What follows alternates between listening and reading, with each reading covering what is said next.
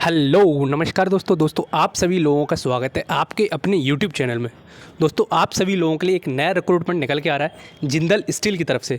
जैसे कि आप थंबनेल पे देख ही सकते हो, मैंने सब कुछ क्रिस्टल क्लियर कर रखा है थंबनेल पे ही। कौन कौन इसमें एलिजिबल होने वाला है, किस बेसिस पे सिलेक्शन होने वाला है, सब कुछ डिटेल में बताऊंगा। Each and every aspect should be clear in this video, ठीक है। तो ध्यान से देखते रहना और कोई बात समझ में ना आए तो कमेंट बॉक्स में पूछ लेना। वैसे मैं बहुत क्रिस्टल क्लियर करके आपको बताने वाला हूँ, ठीक है। तो ध्यान से देखना, जिंदल एल्यूमिनियम लिमिटेड की तरफ से आपकी वैकेंसीज आउट हुई हैं। इन सब की लिंक आपको डिस्क्रिप्शन बॉक्स में मिल जाएगी। देखो इसमें एलिजिबल सब कोई है, फ्रेशर हो चाहे आप एक्सपीरियंस हो, सबके लिए अलग अलग वैकेंसीज प्रोवाइड है। और बीई बीटेक और डिप्लोमा दोनों कैंडिडेट इसमें एलिजिबल होने वाले हैं, ठीक है। तो इतना आई थिंक आपको समझ में आ गया। बीई बीटेक होना चाहिए, फ्रेशर हो तो बहुत बढ़िया, एक्सपीरियंस हो तो और भी ज़्यादा बढ़िया, वो भी इसमें वैकेंसीज हैं। और डिप्लोमा वालों के लिए डिप्लोमा इंजीनियर ट्रेनी पर रिक्रूटमेंट होने वाला है, और बीटेक वाले स्टूडेंट्स के लिए ग्रेजुएट इंजीनियर ट्रेनी पर रिक्रूटमेंट होने वाला है, ठीक है। और देखो दोस्त, ये प्राइवेट कंपनी है, जैसे कि आपको पता ही होगा जिंदल के बारे में। ये प्राइवेट कंपनी है, इसका रिक्रूटमेंट कुछ दिन पहले ही कंक्लूड किया गया है। अब फिर दोबारा से इन्होंने अपना एप्लीकेशन फॉर्म के लिए गूगल फॉर्म इन्होंने ओपन कर दिया है। देखो इसकी कोई भी लास्ट डेट नहीं होती है प्राइवेट कंपनी की, कभी भी ये बंद कर सकते हैं। तो आप जितना जल्दी हो सके उतना जल्दी इसको एप्लीकेशन फॉर्म को भरने की कोशिश करना, ठीक है। चलो फिर मैं आगे बताता हूँ क्या क्या है। देखो इन्होंने बताया सीताराम जिंदल ने ये कंपनी खोली, ये मतलब इनकी खामियाँ और ये सब कुछ। देखो यार, ये सब कुछ प्रिपेयर कर लेना कि कौन सी कंपनी कब खुली, क्या खुला, क्या का इनका प्लांट है, क्या क्या काम करती है। क्योंकि जब भी इंटरव्यू प्रोसेस होगा, देखो डिप्लोमा वालों के लिए केवल एक एग्जाम कंडक्ट कराया जाएगा, उसके थ्रू आपका सिलेक्शन हो जाएगा। बीई बीटेक वालों के लिए किसी पोस्ट पे केवल डायरेक्ट परसेंटेज के बेसिस पे आपका सिलेक्शन होने वाला है। किसी पोजीशन पे आपका इंटरव्यू होने वाला है, किसी पोजीशन पे आपका इंटरव्यू प्लस आपका रिटन एग्जाम होने वाला है, ठीक है। तो सब तरीके का सिलेक्शन है इसमें।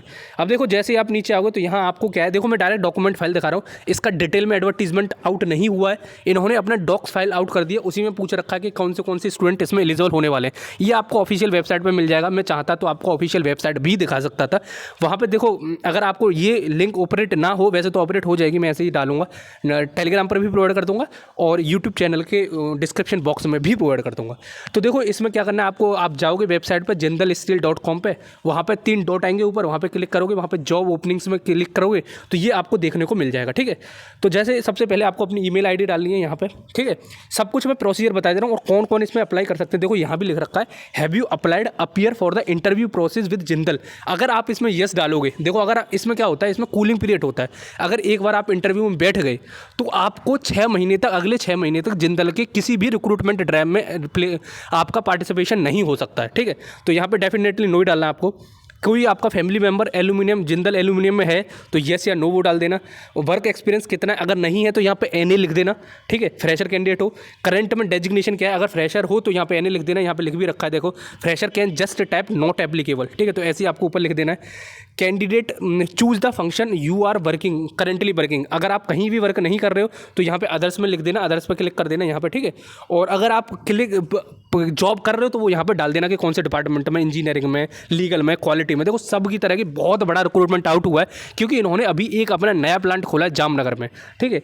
और अपना यहाँ पे कोई एक्सपीरियंस हो तो वो डाल देना, पहला एक्सपीरियंस। और अगर आपके पास में अप्रेंटिस भी हो या किसी भी प्रोडक्शन लाइन में तो वो भी आप डाल देना, ठीक है। तो मैन्युफैक्चरिंग इंडस्ट्री लिख रखा है, अपना नाम, करंट लोकेशन कहाँ पे, आपकी हाईएस्ट क्वालिफिकेशन। अगर आपने डिप्लोमा कर रखा है, हाईएस्ट क्वालिफिकेशन, तो डिप्लोमा डालना। बीटेक कर रखी तो बीटेक डालना। डेट ऑफ बर्थ डालना, अपना phone number, CTC, your current CTC. अगर आप फ्रेशर हो तो यहाँ पे आपको एनए लिखना है डेफिनेटली, ठीक है। Your last drawn monthly salary, कितनी मंथली सैलरी है।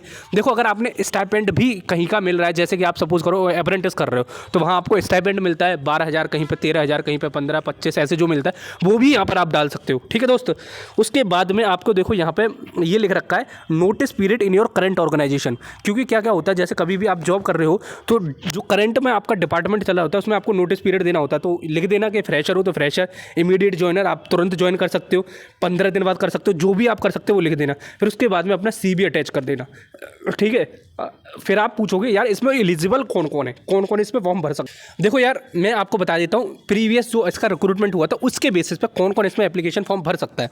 देखो बीई बीटेक कर रखी है आपने या फिर डिप्लोमा कर रखा है, उन दोनों में ये ब्रांचेस वाले स्टूडेंट जरूर भरना। कौन से मैकेनिकल वाले तो जरूर ही भरना, क्योंकि ये मैन्युफैक्चरिंग की कंपनी है।